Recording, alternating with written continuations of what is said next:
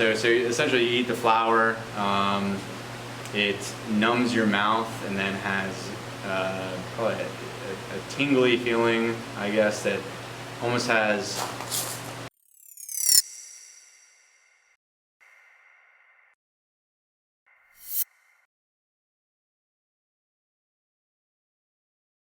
So this is probably what I think is your most unique one, or at least in flavor and in name. It's called Buzz Button. Buzz Button, tooth eggplant. Tooth eggplant. How did you come about this and why this? So I visited Baker Creek Heirloom Seeds this summer, and so I got the tour and everything, and I had no idea that this existed until this summer. And one of the farmers up there just kind of, he's like, he gave it to me. He didn't say anything about it. He was just like, try this flower. And I was freaking out. It has like so essentially you eat the flower. It numbs your mouth and then has probably a tingly feeling, I guess, that almost has. It's hard to explain, but I guess like almost a sourness to it as well. Yeah. That lasts about 5 minutes or so. But you gave me one earlier. It's an experience. Yeah, I'll try one again here. Yeah. And it's at first you think, oh, it's nothing. It tastes like pine needles, mentholy, and then it gets very. I'm thinking like astringent. Just feel like your mouth is drying out. Yeah. And then it goes numb, like it's tingly, like kava. Yeah. Like you ever had like I think it's kava tea that they have out in like Hawaii and places in Indonesia. Yeah, I don't think I've had that. It has this mouth-numbing feeling, and it feels like I have pop rocks, like just going off on my tongue. Like there's something effervescent, like citric acid, just bubbling up on my tongue. It's the weirdest feeling. I think it tastes pretty good. Yeah, I like the idea of it. Bad, yeah. So. And I think if you're imagining if your farmer's market booth is starved for conversation, try this. Oh, totally. And like that person's hooked, and they're like, they're there, they're gonna talk. Yeah. Because nobody's gonna have this and walk away unless they're pissed. But it's pretty good. So you grew these from seed. Yeah. And how do you see this fitting into like a vegetable culinary model? So I think that in two ways. So you can sell them as plant starts, basically, for people to, for restaurants and stuff like that, kind of on their bar scene to kind of put these in there, or and then also, so I think it's great to advertise to the bar. Culture. I think that having a couple of these like mixed in with the drink, you call it like a little hidden treasure, just like it wouldn't be. See, I could see this at a bar as like a drinking game, conversation totally. piece reveal. It's interesting. They're that small. They never open up. So it looks like the center of like a daisy. It does. Yeah. No petals on it, just the yellow center. Yeah. How big did these get when you saw them? Yeah, I saw. So the one I saw was probably about 2 foot diameter. And it was loaded with flowers. Okay. So I'm hoping that these do the same. And so, there's probably hundreds on each. And it seemed like it was, as long as the temperature and light is right, then you can get almost everbearing. So yeah, it's cool. I saw that, and I was like, yeah, that would be great. I really want to plant them. I mean, the nice green foliage and the flavor, like it's still going off in my mouth. Yeah, it's crazy. Kind of migrates into your throat. Yeah. It's a conversation starter. If you have kids, they'll either love you or hate you for it, you know. But it's something really cool that you're growing here. This is one I've never seen, never tried, so this is a first-time experience of it. Glacier lettuce. Glacier lettuce, yep. How'd you find this one, and why glacier lettuce? So actually, I was working with a chef when I first started that recommended it to me, and decided to kind of check it out. It's pretty drought resistant and does well in salty soils, so it's actually in the ice plant family, and just decided to give it a try. And we had pretty good success with it, and you know, giving people samples at the farmers market and stuff, and the chefs really like it too. So.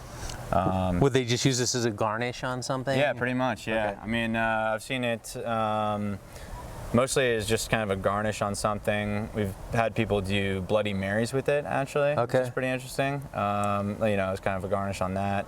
Also, as like in with, what is it, caprese salad, actually. Okay. So, you know, like tomato, basil, some of this stuff. So, yeah.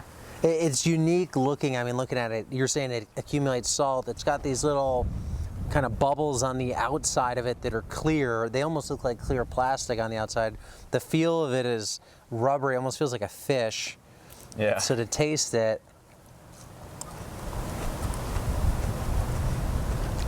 it's not as gelatinous as I would have thought it would be. It actually kind of breaks apart in your mouth. It does, yeah. It is salty. It's got like a salty flavor to it. It's pretty good. I'm trying to think of like what it would be like. Yeah, some people think it kind of just tastes like the ocean. It's like it's got an oceany, yeah. It almost tastes like a mild lettuce to me. It definitely has the lettuce side of it. I get a little salt. I might be stretching it to say ocean. I might be biasing based on this. Yeah. But it's a cool plant. So you'd plant this perennial. Annual? Yeah, we kind of plant it as an annual. So plant it as an annual, and then you could just snip off small sections of this, pretty much. Sell them at the market, sell them to chefs. Yep. So yeah, you can sell it by the pound to chefs. It's kind of heavy, actually. I mean, there's a lot of moisture in there. For sure. And so, but we sell it by the bundle at the farmers market too. So. For something like this, what's the care that goes into it? I mean, you said pretty drought resistant. Is it just plant it and forget it for the most part? Yeah, it seems to, you know, thrive off of neglect. We haven't had, I mean, when I say thrive off of neglect, sometimes like it just does, like our first crop just did really well without anything. Our second crop, we actually, turns out quail like it too, so I never like really disliked the quail before, but then I turned over and I saw a family coming through here like plucking at all the little guys picking it out, coming up, and I was like, oh wow. So sometimes, I mean, that just happens sometimes, right? But it always does. Natural system, but Glacier lettuce. Yep. We're looking at some unique plants that you have. This is a really unique one that you have here, Baja Passionfruit. Yep. How'd you come about this, and what do you like about it? So I came across this plant, part of the Arizona Rare Fruit Growers Association, and one of my friends, David Rosenberg, had it in his backyard, and he kind of thought it was, you know, a little weedy and everything, but we ended up tasting it and trying it, and you know, thought there might be some commercial availability to it, so we decided to transplant it here at the farm, and I've been growing it for about a year now. It's kind of just taken over. It loves the summer heat here, and fruit tastes really good, but it doesn't have that yield that you're looking for. Right, to make it really commercially viable. Yeah, exactly. So what we've been doing to kind of counteract that is we've been selling plant starts for it. So yeah, it's a really unique model that you have here. So I mean, these tiny fruit not yielding enough to actually sell the fruit themselves. So what you were telling me earlier, you're harvesting them, and then giving them to farmers market customers to try the fruit. If you like the fruit, well, we don't necessarily sell you the fruit, we don't have enough, but we'll sell you a start. Yep. That's exactly right. So last year you sold them for $5. Yeah, so we're hoping to kind of you know, get them big enough 1 gallon pots, you know, pretty much already established this spring, and then sell them for like probably $15. It's a perennial vine, so I think we could at least get that amount for them. So yeah, it's great. You're showing me the ones you're selling. I mean, they're small, like soup can size pots worth. And it's funny, you know, something somebody sees as a weed. Yeah. You know, there's some use of it. And the fruit itself, you know, I'll try it here on camera. It's pretty good. It's small. It's soft shelled, not like a true passion fruit, which would have that hard shell where you want to scoop out the inside. Yeah. But it does have that same kind of slimy, seedy texture. Oh yeah. It's got, get people saying banana, kind of, it's just tropical tasting. Yeah, like a tropical, I keep going back to, I think of it like a Concord grape. When I lived in New York, that's what the Concord grape tasted like, but pretty good. Attracts butterflies. We saw some butterflies on it earlier. Yeah, butterflies love it. Actually, the flowers are amazing too, and actually we've sold a couple flowers to chefs. The problem with them is they kind of curl up once you pick them. So it's something that would be awesome to have on a plate as a flower, but it just doesn't really make it to that point. So, but it's something we could sell at a restaurant, right? And then they'd have a bunch of flowers and then put it right on the plate, you know. Exactly. So then it would work that way, but. Yeah. And you were mentioning even like the transplants that you were selling, you didn't actually even start those transplants. They were kind of suckers. They came off the roots. Yeah. You just had to dig them up. Yeah, that's right. So actually, it self-seeded itself. So there were a bunch of passionfruit vines popping up, and we basically just transplanted those into little jiffy pots and sold them at the market. So. Love the model of it, you know, get them hooked on the fruit and then selling the plant. That's right. Yeah. And, you know, thinking of perennial plants here and selling transplants, you're an urban farm. Yeah. You grow vegetables, you have tomatoes, you have lettuces. Yep. How do you view transplants and perennials as part of an urban farm into the business model that you're looking at? So, you know, we sell mostly veg, obviously, but that is kind of like what people come to us for. If you know, if we can find a way to kind of incorporate some other things in our business, we'll do that. You know, so I think that we appeal to the common gardener as well. So I think that, you know, people that like our stuff, we kind of have unique type of fruits and vegetables, and you know, if we bring something to them that we can't grow ourselves enough to provide them the fruit, then we might as well, you know, grow something and sell it as a plant start so that they can kind of grow. I mean, we probably won't get into stuff like, you know, selling kale starters and stuff like that. At least right now. I mean, we could maybe get into that later, but I mean, with this plant, it just makes sense. Sure. So, yeah. And I'm thinking, but I don't know this for sure, that like this makes it your farm differentiated, makes them stand out, so people can seek you out for this type of stuff. Yeah, they want something unique or different. Come by Brother Nature Farms. Yeah, that's exactly right. Here's another unique one, but not as unique as the others. It's a mini tiny eggplant. It's about the size of a bouncy ball, smaller than a ping pong ball. What is it and how are you selling it? So yeah, this is the Thai lavender frog eggplant. So this is essentially, it's a miniature eggplant. This is it full size about. You'll get some differentiation from plant to plant, but yeah, this is about it. And we sell it at the farmers market. It's definitely really unique to see, and so it gets a lot of eye attention, I guess. And then so we sell it by the bundle. You can kind of just cut the top off, quarter it, Thai curry. It's really good in ratatouille. And unlike a lot of other eggplants, the skin isn't really that bitter, and there's seeds in it, but they're also not that bitter, so it's got a nice flavor to it. So yeah, I'm almost thinking like the size of like how some people would harvest the salad turnip. Yeah. Like, do people think these are turnips ever, or we get all sorts of stuff. Yeah. Like, yeah, people don't really know what they are. I mean, probably 25% of the time they can guess that it's an eggplant, but people will say turnips, tomatoes, all sorts of stuff. You get that at the market. Yeah. So for somebody growing something like this, okay, it's not familiar. People know what eggplant is, but they don't know what this eggplant is. When you have something like this, how do you go about selling it, pricing it, and thinking about the work that goes into this? Because unlike a bigger eggplant where it's just snip, I have something big to sell, Yeah. you got to pick a bunch of these. Totally. Although there's a lot of them on these plants, but you still have to pick them. It's like picking cherry tomatoes. Totally. How do you justify that?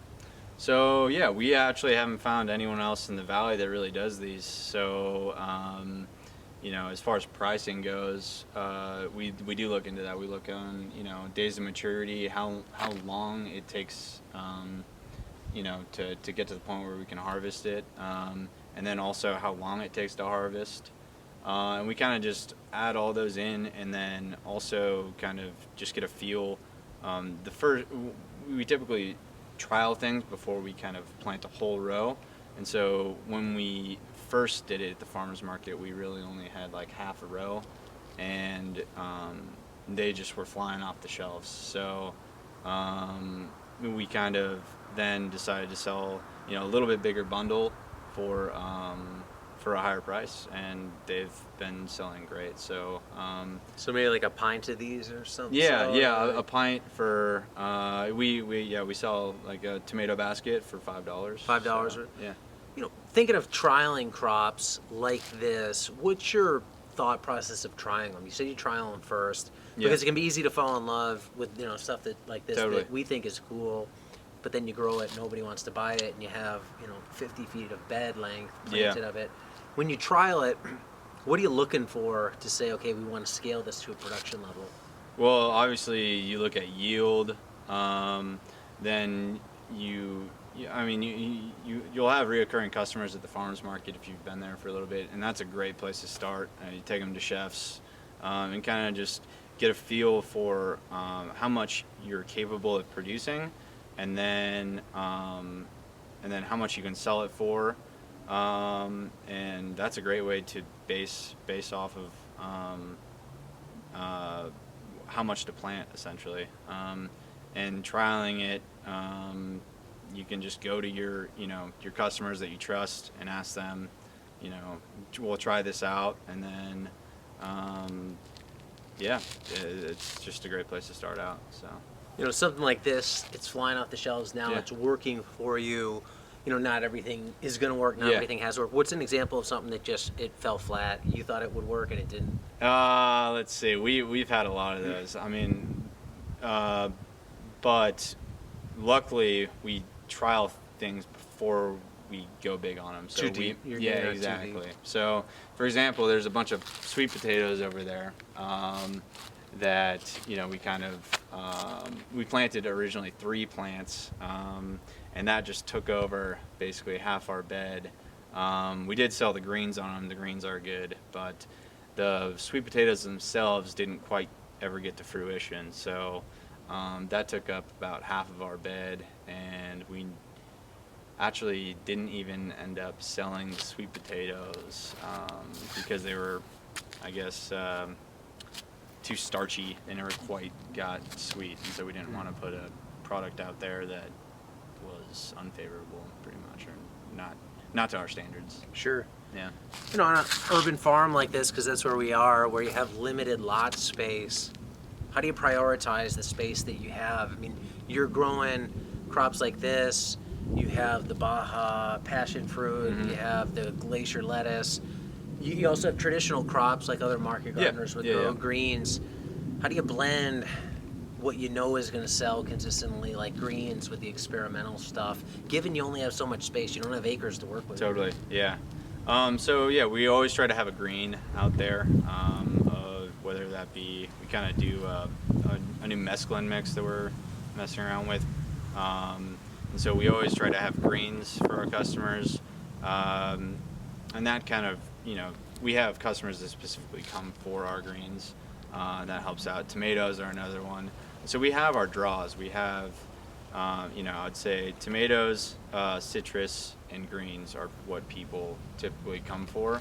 But then, you can throw in a lot of different stuff from that. Once you have people coming to you for the market, for those stuff, you can, kind of experiment with different stuff and throw in a lot, as long as it doesn't, obviously it's not too efficient to have just a couple of plants of something, but the way that we sell is kind of by the bundle. So even if we do have a couple of plants of, let's say, like habanero pepper, we can fill 5 bundles or whatever and sell that at a market. Can you explain that? Because Yeah. one thing I think people are thinking, or they tend to think, is if I'm going to do a market garden, pile it high, watch it fly, the massive stacks. Totally. Which I think maybe you shoot for on certain products. Yeah. But then you have these other experimental products, and you're okay not going to market with 20 totes of those products. Totally. Yeah. So it's different if you're selling to restaurants. That's kind of what I've found out. I mean, it's hard to sell just like a couple habaneros to a restaurant, really, or whatever. But at the market, when just one or two people are getting it, I find it all right to just kind of have a plant on the side that all of a sudden you kind of realize, oh, we can harvest that. It only takes us about 5 minutes to harvest 5 bundles of peppers or less than that, a minute. And I mean, the return on, it's like, $25, $30 or whatever for that. So, It's like, why not? Yeah, exactly. So, and as long as you're not like making stickers for it or doing a lot of other stuff, it's actually, it makes it kind of worth your time in some aspects. Yeah, I'm not saying that. Yeah, I mean, we definitely have troubles with that as well. Sure. So, but it does work. It's not the whole model. It's part of the model. Exactly. And so we try to keep it interesting. One of the things that we do actually is we always bring something new every week. Which I think is kind of cool because it brings people to the booth. Oh, what's Brother Nature have this week that they didn't have? And if it's obscure stuff like this that people haven't seen, I mean, your curiosity is going to lead you to go back. If you're already getting the greens there, well, what else you got that's different? And if, like you said, not much work went into it, not much space goes into 1 or 2 plants of it. Totally. Why not? Yeah. It differentiates you guys. Exactly. So yeah, I mean, we have a lot of our customers just come up and they're like, what's new this week? So that's kind of the first thing so I think they're looking for that. We're kind of targeting kind of that curious audience that wants to try something new.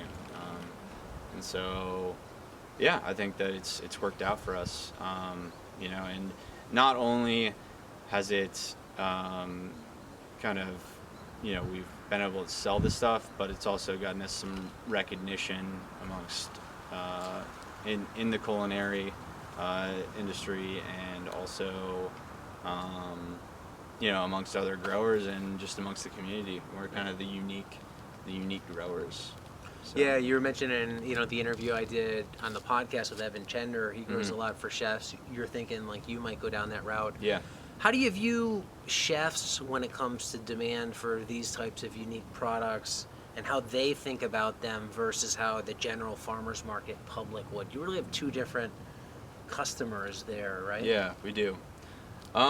So the chefs are going to want, consistency and volume of stuff. And there are certain things, trends that I feel like chefs catch on to it first, and then that's kind of followed by, the public in some aspects. And I like to think that a lot of the people that we sell to at the farmers markets are kind of like home chefs, so Sure. they might not be, working, in a restaurant, but they're, doing kind of crazy stuff in their own kitchen, and culinary exactly, adventurous. yeah. So that's a lot of kind of who we sell to. So, but if you're selling to restaurants, obviously, consistency is key. We're trying to get that down. So it's difficult, to put out a new list every week and all that kind of stuff with our scale, but we're trying to get that down a little bit and start to go a little bit bigger on some of the things that we've trialed and are working well, like the Glacier lettuce,